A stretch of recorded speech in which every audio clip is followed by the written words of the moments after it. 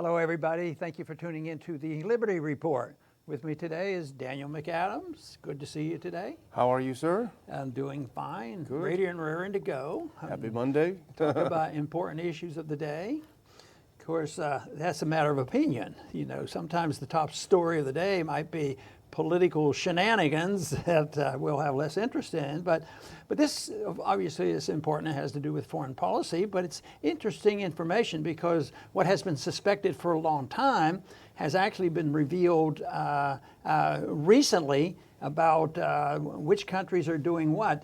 But the one article that caught our attention was from Zero Hedge, and it had to do with NATO. You know, NATO is that body that protects us from the Soviets ever invading Europe. And, you know, after that threat ended, they had to find a just cause for their existence.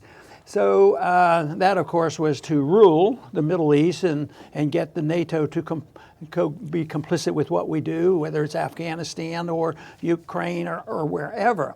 But the article on Zero Hedge, the title tells us a whole lot. It says, NATO general threatens consequences for Turkey buying Russian air defense system. How sinister can it be? And I understand the real goal was to get the American version of it, even if it did cost a little bit of money. But that's not the issue.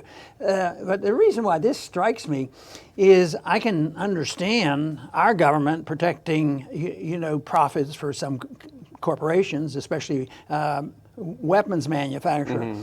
But this is NATO. NATO's complaining and threatens consequences for buying Russian equipment and not buying U.S. equipment. So there's a lot of things going on here, especially the fix in a way that Turkey finds itself. You know, they've been sort of trying to balance themselves, but here Turkey's pretty unhappy with all this, and obviously there's some political significance for this too.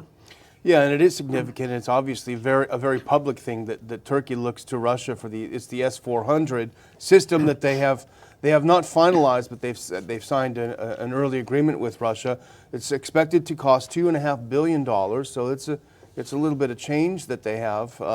But the issue really is about, at least from NATO's perspective, at least General Petropavl, who's the chairman of NATO's military committee, it talks about that you know, they have the authority, they have the sovereignty to purchase whatever system they want, but they're not going to be part of the integrated air defense system of NATO if they do it. And the quote he said was, they're sovereign in acquisition of defense equipment, but they're also sovereign in facing the consequences of their decisions. So that's a veiled threat, I think. And the way things are evolving in this region right now and in Syria, Turkey's unhappy now with the U.S. and Europe.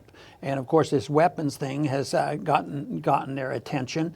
But in some ways, I just wonder whether we could categorize this as an unintended consequence because, you know, not too many years ago, Turkey was quite enthusiastic of joining NATO, they're a member of NATO, and being a participant in the movement, Assad has to go.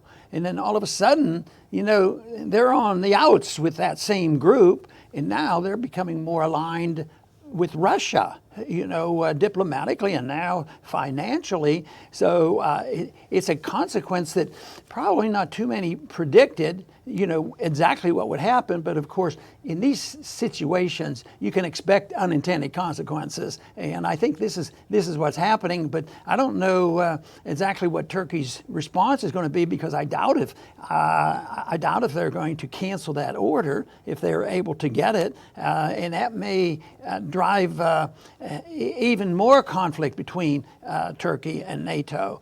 So it remains to be seen, but still it's very interesting and politically important information. Yeah, I think these are the undercurrents really of the decision that you pointed out. You know, Turkey was an enthusiastic supporter of the idea of Assad must go. And that was a real, if you remember, that was a shift for the Erdogan government because his initial foreign policy was no problems with neighbors. That was what he was founded on, that's what he was elected on. And then he did a switch and decided to be in favor of regime change in Syria. But that shift really occurred, I think, earlier this year. Part of it was when Russia declared these no conflict, deconfliction zones, which really were key to the victory against ISIS and Al Qaeda.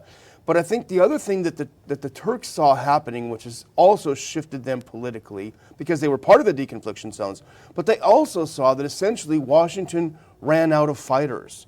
There were no moderates in Syria for the U.S. to back. It was all a facade. And at the end of the day, the only people Washington could get to take up arms were the Kurds. And the last thing the Turks want is for the Kurds to be well-trained and well-armed on their border. And I think that's what significantly pushed the shift more toward Russia and Iran, which was a pretty clever thing because ultimately they're victorious, it appears, at least in Syria. You know, we have talked about, and the evidence has been out there, and we've made the assumption that our government plus others had actually been helping, you know, the terrorists because they were going to be against Assad.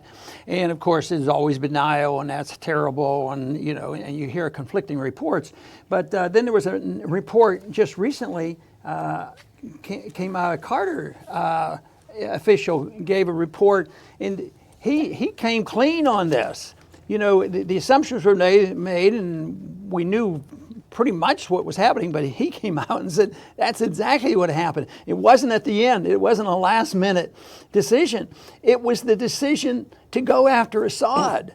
They went and started supporting it, and his claim, and for some reason I sort of believe this person, this Qatari official, and there were 4 countries that were funneling aid to radicals to do their battle against Assad, thinking, well, you know, and we've done that before in Afghanistan, probably continue to do that around the world. But this report said that Saudi Arabia was very much involved. The U.S. was very much involved. Carter, who he was representing, they said we were involved too. And of course, Turkey was involved. So it's interesting, Turkey was there moving that along, but now Turkey's sort of in between the two and sort of separating himself from that. But obviously Turkey or Jordan, although they don't have military might that they move in there, they were very complicit and cooperative and help do the planning. And the 2 countries not mentioned in that was directly involved, but they might have been cheerleaders, and that's for speculation, but a good speculation, and that is Israel and Iran was obviously, really, I don't think they're bashful about saying that they support, Assad getting out of there. I mean, that is a big desire on their part. And of course, the other monkey wrench you've already mentioned, that's where the Kurds are going to fit in here, and that will have to be sorted out as well. And this confession is fascinating because he didn't have an attack of conscience. And this just wasn't any official. This was a former prime minister, Hamad bin Yassim bin Jabr al-Thani, long name, but long name I think means he's probably important. Former prime minister, he was also in charge of Syria operations on behalf of his country, Qatar, until 2013. So he was in the thick of it. And as I said, this wasn't an attack of conscience. Essentially, you know, there's been a big blow up between Saudi Arabia and its allies and Qatar. And they're at each other's throats. The U.S. initially took Qatar's side, or took the Saudi side against Qatar, and then back and forth. So this is the context of this so-called confession. And what he's pointing out, he said, look, don't signal us out for being responsible for terrorism, U.S. and Saudi and all you guys, because guess what? I was in charge of it, and here's what happened. All 4 of us did it from the beginning, from 2011. We're all guilty, so let's stop pointing fingers. So I think you're right. That would make me suspect that this is probably a pretty honest confession on his part. You know, to us this is important information, but I'm just wondering, in the midst of tax reform going through Congress right now and some other political things going on, I don't imagine a lot of people are going to be mentioning this or talking about it. I don't think there's going to be a looking into this. Were we really supporters of the terrorists that we were telling the country and the world that we have to stop terrorism? And of course, the president was elected with a very, very strong position against terrorism. So I think it would surprise a lot of Americans, but we don't have the majority of Americans watching our show yet. So they might not hear this, but it'd be interesting and see if anybody picks it up. It's too bad that we don't have more allies, from the progressives as well as the constitutionalists and the libertarians to say, hey, look, this is important information. They've distorted this. They've lied to us, and this is what is really happening, and it is official. And at the same time, we're supposed to pick sides between Qatar and Saudi Arabia. Who's the biggest violator of civil rights, and who's the biggest supporter of the radicals? It's such distortion that we have to try to figure out. You're so right, because you think something like this is a shocking confession, a shocking interview. Where is the mainstream media? You could see almost, where's the headline in Washington Post? Shock story. Qatar admits that we're all involved in it. You're not seeing it anywhere. Why are they not interested in the story? Well, I think they want to cover up stories that may put them in a bad light. That's their goal. That's their job.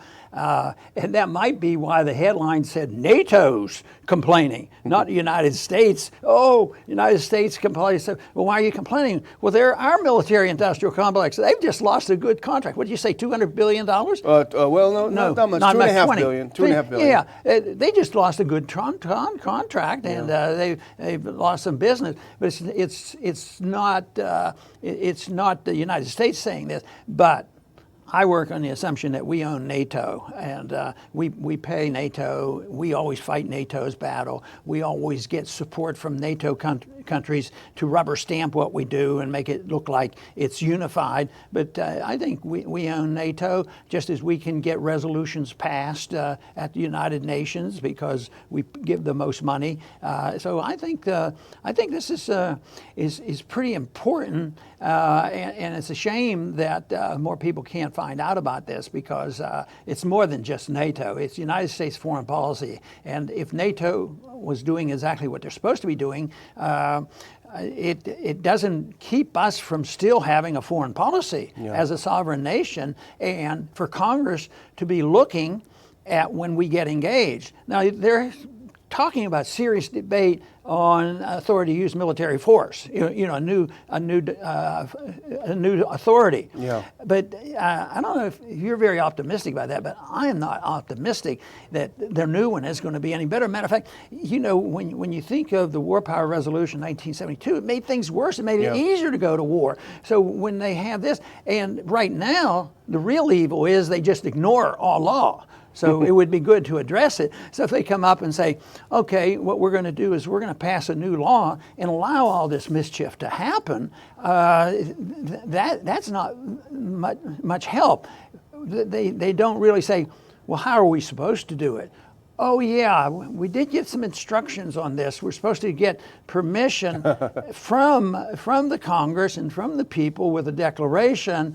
So that is the case. Sometimes I'm convinced that they work on the assumption the president can do anything they want unless there's a prohibition, which is exactly the opposite. They can't do anything unless they get permission. So I think, the next law that is supposed to limit and restrain the use of military force isn't going to solve this problem. There's too many angles going on, and even we didn't report correctly how many countries we were in Africa. It was 53 or something, and it's and the members of the Senate amazingly admitted we didn't know that, Yeah. and they were on the national security committee. Turkey is in a unique position because it sort of straddles the West and the East, and I think it's made pretty good use of this in the past, and I think this might be another example of them being quite clever. And I suspect, and maybe I'm going out on a limb, I suspect they may not finalize the deal for the S-400s. But I think they're trying to send a very clear message to Washington. And I think we have a graphic here because their official news agency put out a tweet talking about how wonderful the S-400s are. And if you scroll down, you can see they're showing how great the S-400s are against opponents. And if you go down toward the planes, these are all American planes. So the official Turkish government press agency is saying, gosh, these S-400s are great against our allies' airplanes. So if that's not a pointed message to Washington about Washington's policy in the Middle East, I don't know what is.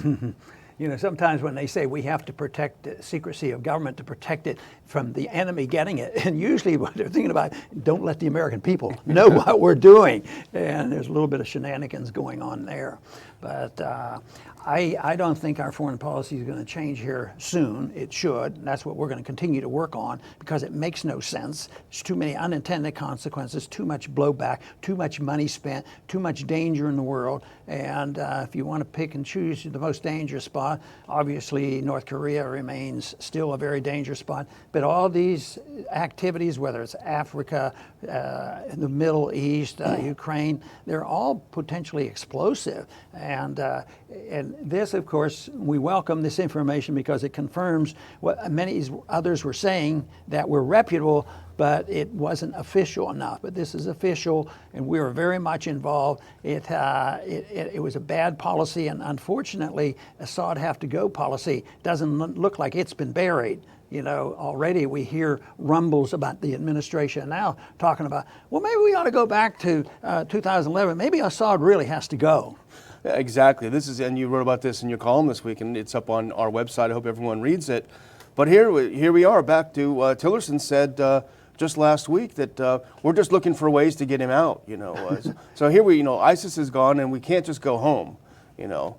But if I can conclude on one more thing, because I do want to remind our viewers that Tuesday night at midnight, the offer to get Dr. Paul's book for a donation to the Ron Paul Institute, help us support the show and support the Institute, have a book signed to you, sent to you from our recently acquired new few boxes of books because they've been going so fast. Tuesday night at midnight is the deadline. It's easy to do it. Here are the directions. If you need more information, ronpaulinstitute.org website. Get Ron Paul's book on the revolution at 10. Thank you very much, and I want to thank our audience for joining us today. And if I could quickly summary what I think is important here is that we have information that we have suspected all along was true, and that is that we are way too deep in becoming allies with some of the radicals that we declare that the whole country has to be dedicated to rooting out all jihadists and all radicals at the same time. They're our allies. And this comes from authentic information, and it was certainly clear-cut at the beginning of the war in Syria. So what we need is more truth, more exposure for the American people to make a better decision. And if the subject comes up on the House floor ever or in the Senate about renewing the authority to use military force, hopefully some of this will come out in the debate. But so far, we do not have a lot of active allies in Washington. We hope we can activate them because our position isn't all that complicated when it comes to foreign policy. Like I've said many times, why don't we just start by looking at our guidelines put in our Constitution? That would help us a whole lot. I believe that would move us toward peace and prosperity quicker than anything else. I want to thank everybody for tuning in today to the Liberty Report. Please come back soon.